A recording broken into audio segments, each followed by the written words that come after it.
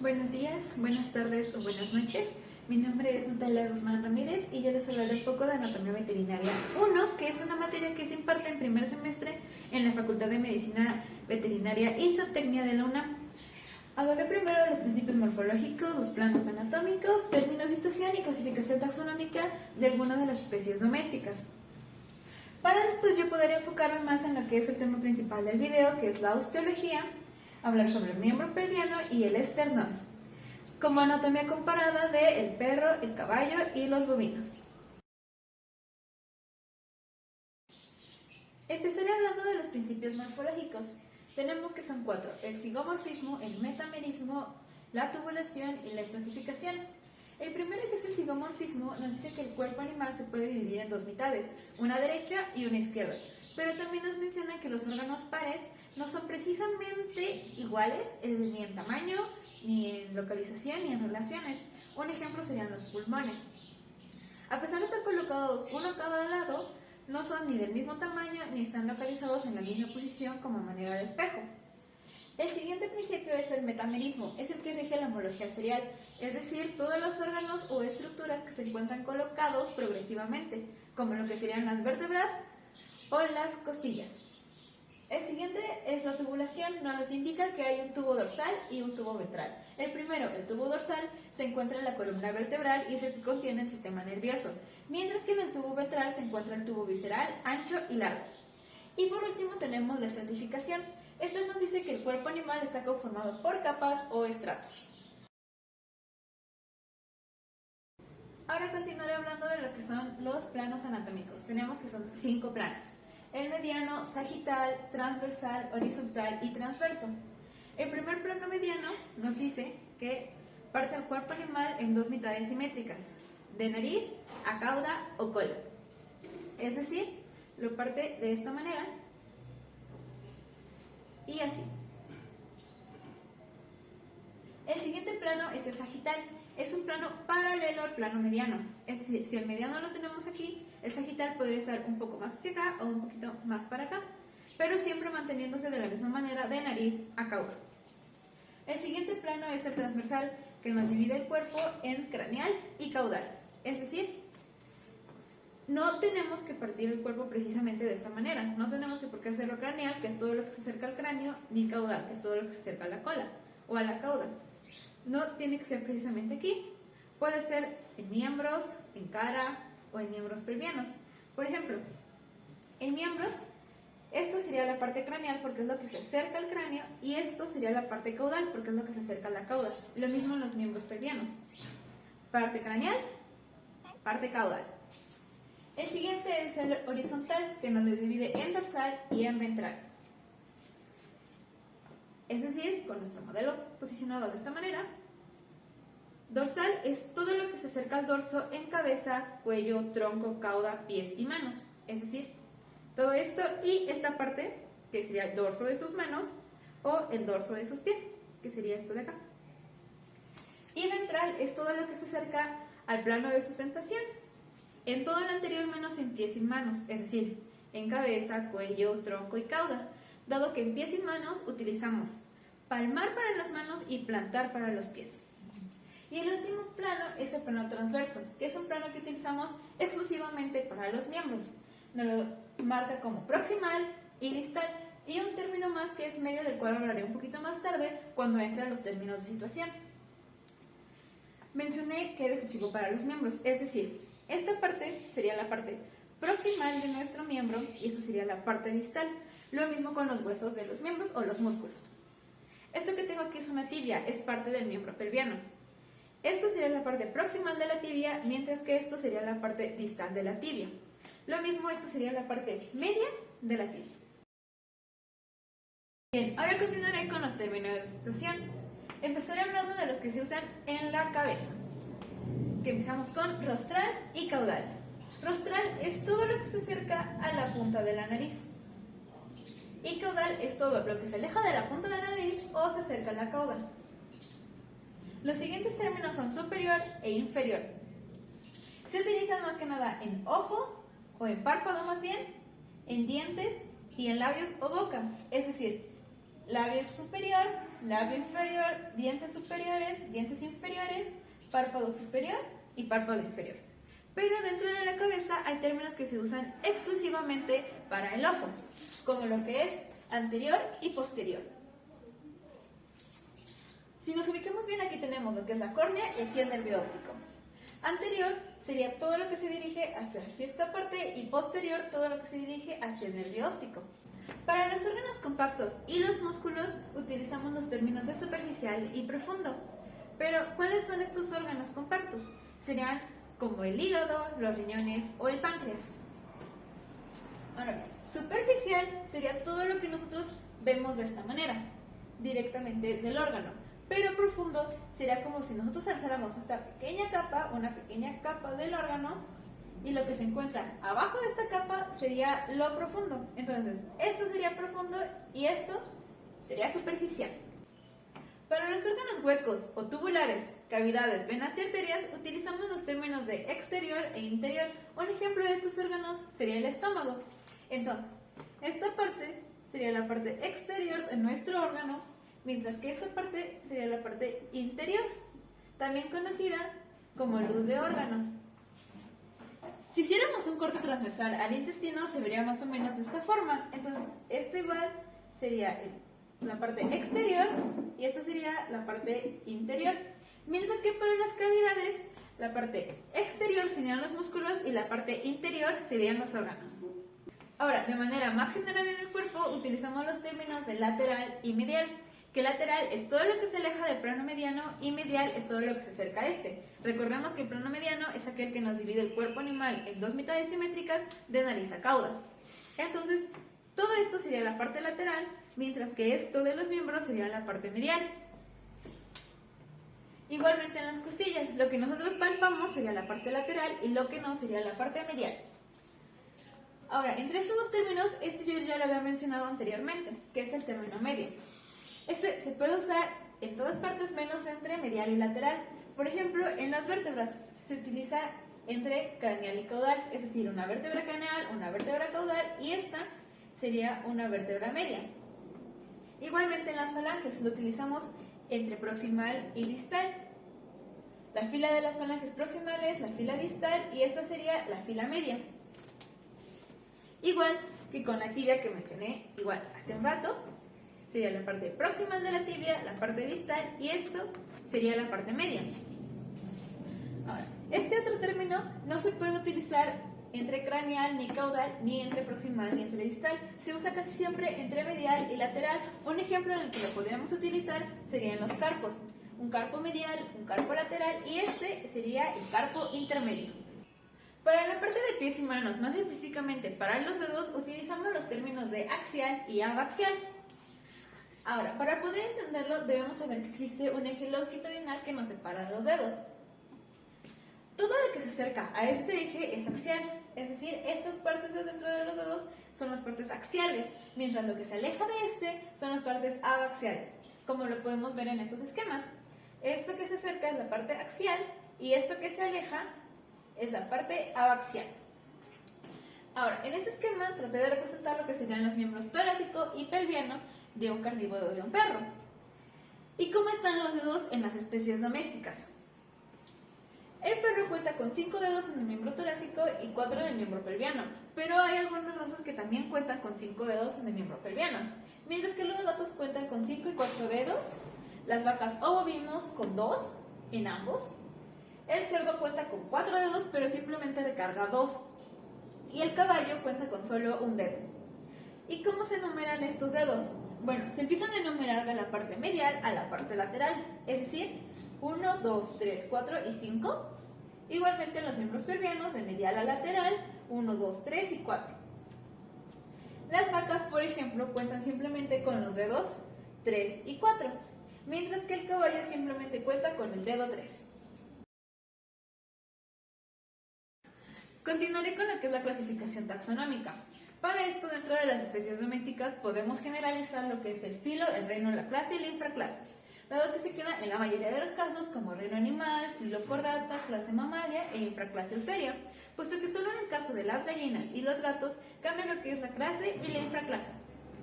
Bien, En el caballo tenemos que su orden es Perissodactyla. Esto hace referencia a todos los mamíferos ungulados con un número impar de dedos. Su familia es Equidae, su género es Secus y su especie es Caballos. En el caso del bovino, el ovino y el caprino, al igual que con el caballo, comparten el reino, el filo, la clase y la infraclase. Pero en estos casos, estos tres comparten lo que es el orden y la familia. Su orden es Artiodactyla, que hace referencia a todos los mamíferos ungulados con un número par de dedos, y su familia es Bovidae. Pero ya en lo que es el género y la especie ya varían entre estos tres. Es decir, del bovino su género es Bos y su especie es Taurus, del ovino su género es Ovis y su especie es Aries, y del caprino su género es Capra y su especie es Hircus. Para el cerdo de la misma manera mantenemos el reino, el filo y la clase, pero ahora el orden es Suina, su familia es Suidae, su género es Sus y su especie es Scrofa. La clasificación taxonómica del perro ya es un poco más conocida. Igualmente mantenemos reino, filo, clase, infraclase. El orden es carnívora, la familia es Canidae y el género es Canis familiaris. Como mencioné anteriormente, en el caso del gato lo que cambia es su infraclase. Ahora, en lugar de ser una infraclase Eusteria, es una clase Placentalia. Su orden es carnívora, al igual que con el perro. Su familia es Felidae, su género es Felis y su especie es Catus. Para finalizar con la clasificación taxonómica, tenemos a la gallina, que igualmente con el gato cambia la infraclase, pero ahora también cambia la clase. Es decir, reino animal, filo cordata, su clase es Aves y su infraclase es Neognatae. Ahora, su orden es Galliformes, su familia es Phasianidae y su género es Gallus, y de la misma manera su especie es Gallus. Una vez ya concluidos los temas anteriores, puedo dar inicio al tema principal de todo este video, que es la osteología. ¿Pero qué es la osteología? Bien, pues la osteología es la rama de la anatomía encargada del estudio de la composición y de la forma de los huesos. Ahora, ¿qué es un hueso? Bien, pues un hueso es un tejido vivo, es duro, y les brinda a los animales protección y soporte. Tiene una médula ósea, o la mayoría de ellos tienen una médula ósea. Es un órgano hematopoyético, es decir, que es un generador de sangre y contiene una gran cantidad de sales minerales como lo que es el calcio. Ahora hablaré de la composición del hueso. Está compuesto por dos epífisis y una diáfisis, una epífisis proximal y una epífisis distal. Podríamos decir que la diáfisis es la parte media del hueso. Ahora, cuenta con una línea epifisaria y una línea metáfisis o de la metáfisis. La línea epifisaria es una línea también conocida como de crecimiento y la metáfisis es una línea de cierre. Los tenemos a los extremos, es decir, a las epífisis. ¿Y qué pasa con estas líneas? Si son visibles en el hueso, nos podemos dar cuenta de la edad que tiene ese animal. Lo siguiente es un cuerpo esponjoso. Tiene un cuerpo compacto que está a los lados o recubriendo la cavidad medular. Igual como mencioné anteriormente, no todos los huesos tienen una cavidad medular. Y por último, el hueso está cubierto por una capa llamada periositio. Ya hablé de lo que es un hueso. Ahora, ¿qué es un esqueleto? Bien, pues el esqueleto es las estructuras y el conjunto de cartílagos y huesos encargados de la protección de los órganos y demás tejidos. Lo podemos dividir en axial, apendicular y visceral esplácnico. El axial es todo lo de cabeza, cuello, tronco, que se refiere a las costillas y esternón, y la cauda. El apendicular son los miembros, el pelviano y el torácico. Y por último, el visceral esplácnico es el os penis, que es un hueso que se encuentra en el pene, específicamente en los gatos, el os cardis, que es un hueso del corazón en los bovinos, y el os rostrales, que hace referencia a los huesos del rostro animal. Los huesos los podemos dividir en huesos planos, largos, cortos y unos últimos llamados alargados. Los huesos planos son huesos delgados, no tienen cavidad medular y nos brindan protección, como lo que sería la escápula y el hueso coxal. Seguimos con los huesos largos, que son huesos cilíndricos, elongados, son el soporte y nos ayudan en los movimientos, como lo que sería el fémur y el húmero.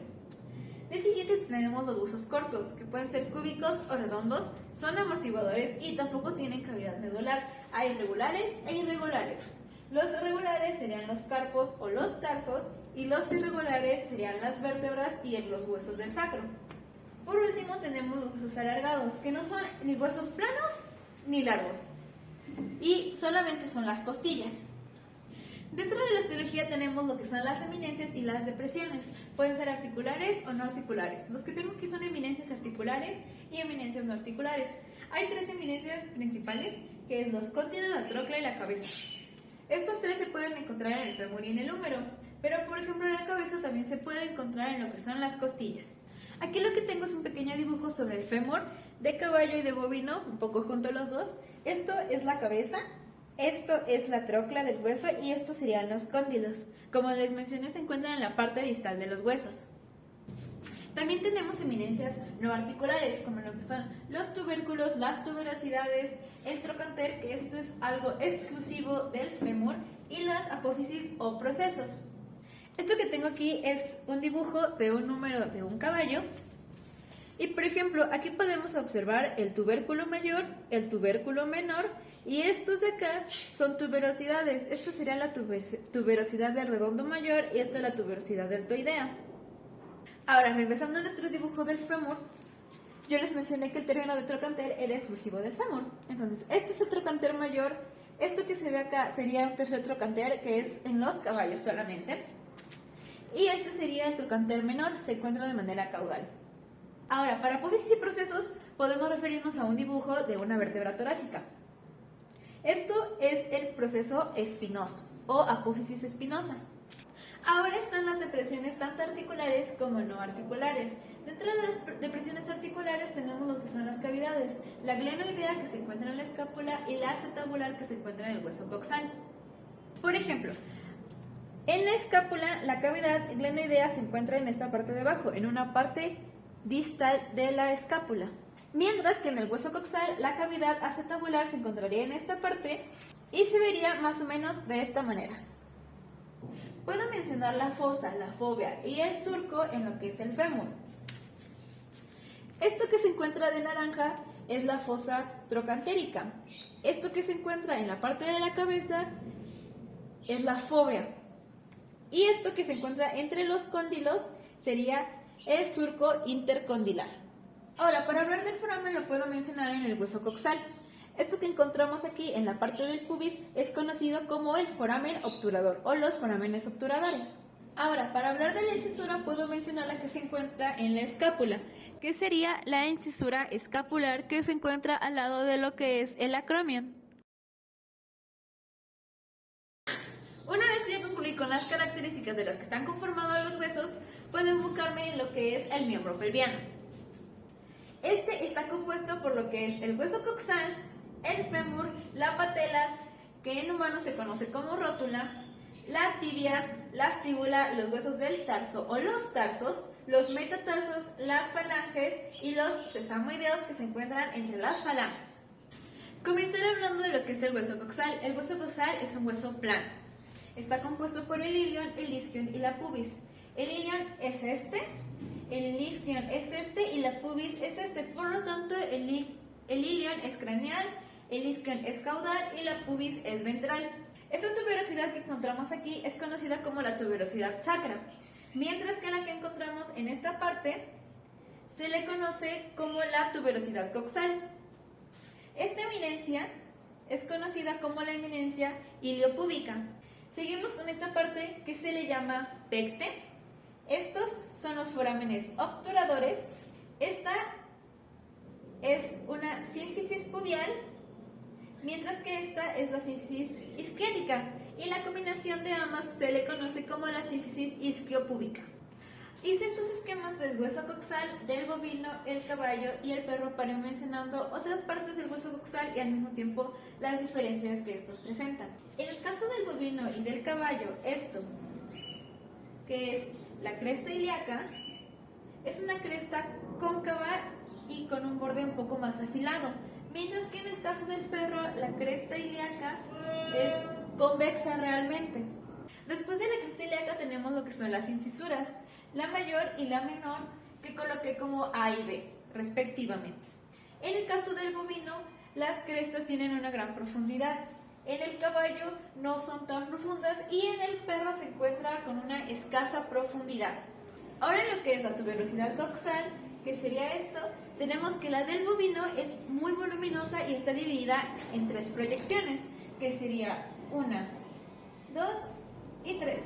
Mientras que el del caballo es un poco más pronunciada y está dividida en 4. 1, 2, 3 y 4. Pero la del perro tiene una forma más de cresta, no se encuentra igual de voluptuosa o pronunciada como la del caballo o la del bovino. Ahora lo que sería la tuberosidad isquiática, que serían estas, tenemos que en el caso del bovino encontramos 3 tubérculos, 1, 2 y 3. En el caso del caballo tenemos que son solo 2. Pero en el caso del perro nos damos cuenta que es más simple, simplemente resaltamos que tiene un tubérculo. Ahora en el caso de la espina isquiática tenemos que en el bovino es muy pronunciada, que sería esta parte de acá. En el caballo no es tan pronunciada como la del bovino y llega a ser rugosa. Y ahora tenemos que en el caso del perro es la menos pronunciada de las 3.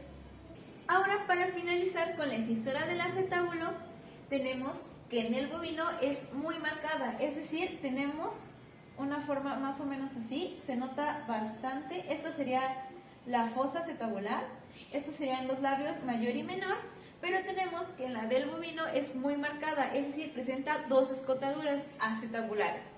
En el caso del caballo simplemente tenemos la fosa acetabular y una sola escotadura, al igual que en el caso del perro. Igual tenemos nuestra fosa acetabular y la escotadura se queda de esta manera. Ahora continuaré con lo que es el fémur. El fémur es un hueso largo y se conecta o se une más bien a lo que es la cavidad acetabular, es decir, al hueso coxal. Lo que tengo marcado de verde es la fóvea. La primera diferencia que podemos ver es de que la fóvea del caballo es triangular. ¿Y en dónde se encuentra la fóvea? Se encuentra en lo que es la cabeza. Esto que está aquí es la cabeza del fémur. Seguimos con esto que es el trocánter mayor. Y recordamos bien que el término de trocánter es exclusivo para el fémur.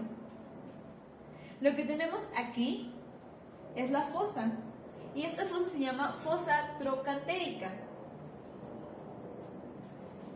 Igual, lo que tenemos acá abajo se le llama tróclea. Ahora, de manera caudal, podemos observar aquí lo que es el trocánter menor. Aquí y aquí. Esto sería el trocánter menor.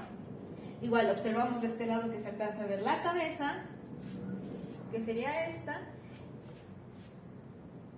Y aquí podemos observar lo que es la fosa trocantérica, que se ve un poquito mejor del lado caudal, que sería esta. Perdón, aquí me equivoqué. Aquí esta sería la cabeza. Ahora, en el caso del bovino y el caballo, lo que tenemos aquí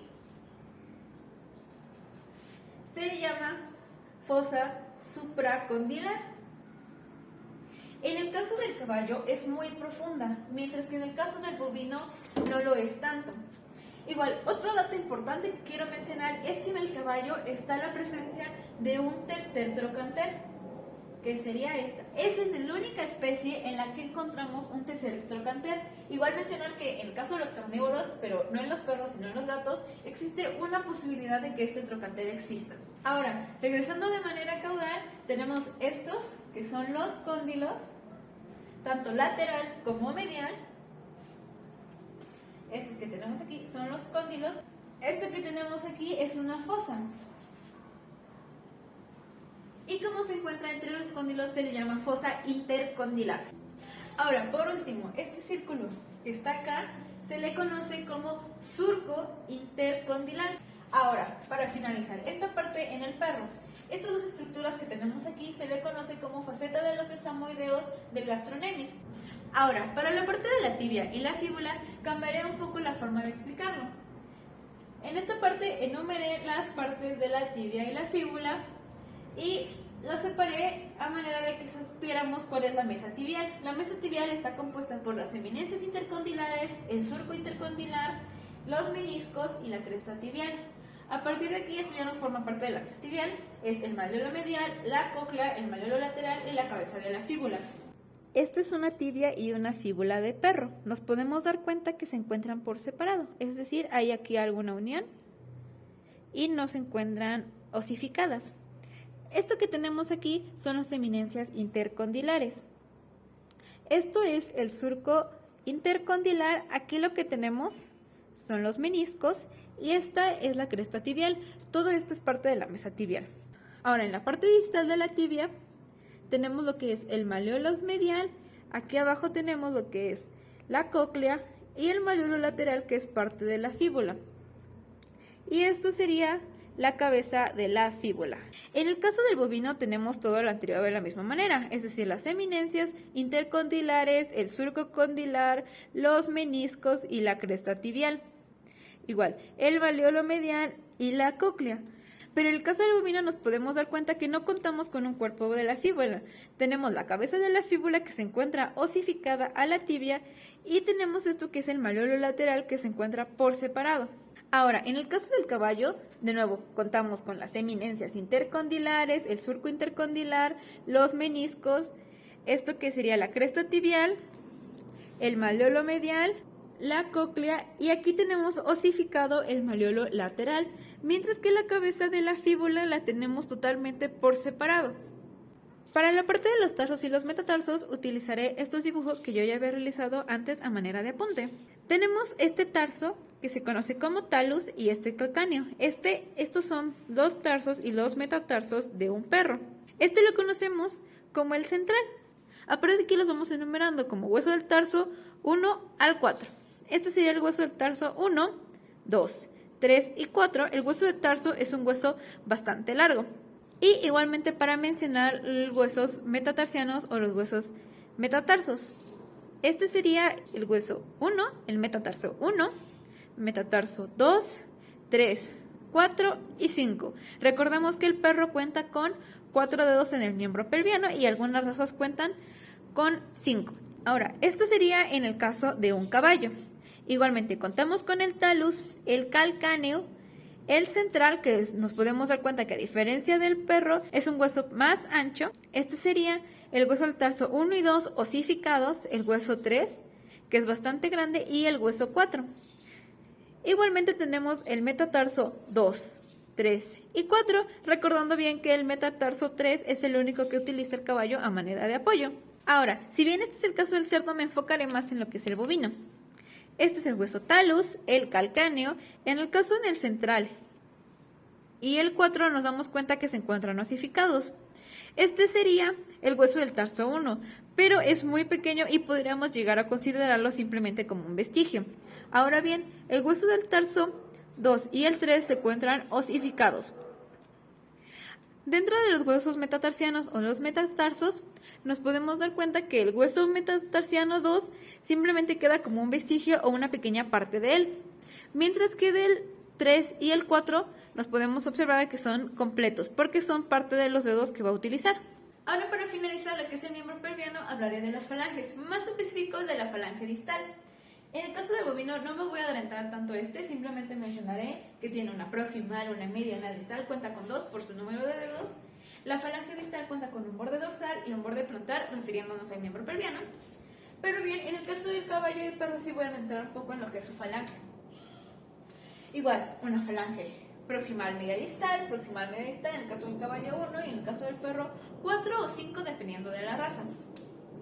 Ahora, comparten lo que es una apófisis flexora y una apófisis extensora. En el caso del caballo, la apófisis extensora se encuentra apreciable en una vista dorsal, mientras que la flexora la encontraríamos en una vista plantar, que sería esta de acá. En el perro, esto de acá sería la apófisis extensora, mientras que esto sería la apófisis flexora.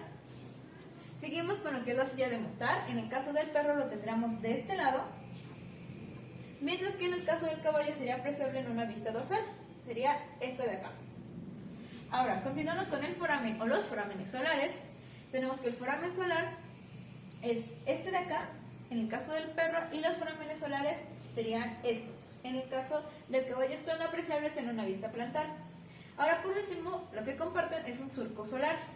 En el caso del perro tendríamos esto que se encuentra cerca de la silla de montar, y en el caso del caballo tenemos que el surco solar es esto, que se encuentra en la misma vista que en los forámenes y la apófisis. Ahora, en el caso del perro contamos con lo que es un proceso angular, que sería esta parte de acá, es decir, la parte más distal de la falange, y con un borde dorsal y plantar, al mismo caso que el bovino, es decir, un borde dorsal y un borde plantar. En el caso del caballo podemos apreciar que en una vista dorsal contamos con una muralla, que sería todo esto que alcanzamos a ver, mientras que en la vista plantar contamos con una suela, que sería todo esto. Igual, en la vista dorsal contamos con los que son los talones, son estos, y con una cueva que se encuentra en la parte de acá abajo, es decir, esta que alcanzamos a apreciar aquí sería la cueva. Para finalizar con el video hablaré de lo que es el esternón, que se encuentra en la cavidad torácica de los animales. Me enfocaré primero en el del bovino para dar todas las características generales y después hablar de las diferencias. El esternón cuenta con cartílagos, que serían estos de acá, y la unión con los cartílagos y el esternón es conocida como la unión esternocondral, esterno de esternón y condral de cartílagos. Cuenta con un manubrio y esternebras, es decir, este es el manubrio y las esternebras son las que conforman el cuerpo del esternón. Cuenta con un proceso sifoides que se encuentra en la parte caudal de este sería el proceso sifoides, y cuenta con un cartílago sifoides, esto de acá. Ahora, se une al esternón las costillas. Esta unión se llama costocondral. Costo por costillas y condral porque se unen a los cartílagos del esternón. Esta es una unión costocondral. Ahora, las costillas que se encuentran unidas directamente a los cartílagos del esternón son conocidas como costillas esternebras, mientras que las costillas que se encuentran unidas varias a un mismo cartílago son conocidas como asternebras, que serían estas de acá o que se forma algo similar a esto. Ahora, en el caso del bovino, el cuerpo del esternón tiene una forma recta, pero en el caballo tiene una forma que sería de barco y es más conocida como quilla. Igualmente cuenta con su proceso sifoides, su cartílago sifoides, sus cartílagos, sus esternebras y sus uniones, tanto del cartílago a las costillas como del cartílago al esternón. Y por ejemplo, en el caso del perro puedo hablar de que tiene una forma de varilla, y tenemos algo curioso en esto, que cuenta con una costilla flotante. Es decir, esto solamente se encuentra en los carnívoros, es decir, perros o gatos. Igualmente cuenta con lo que sería su proceso sifoides, su cartílago sifoides, sus cartílagos, sus uniones al esternón y sus costillas y las uniones costocondrales. Por último, como mencioné, las costillas asternales se encuentran unidas a un mismo cartílago, que este se encuentra unido al esternón, pero esta unión es más conocida como un arco costal.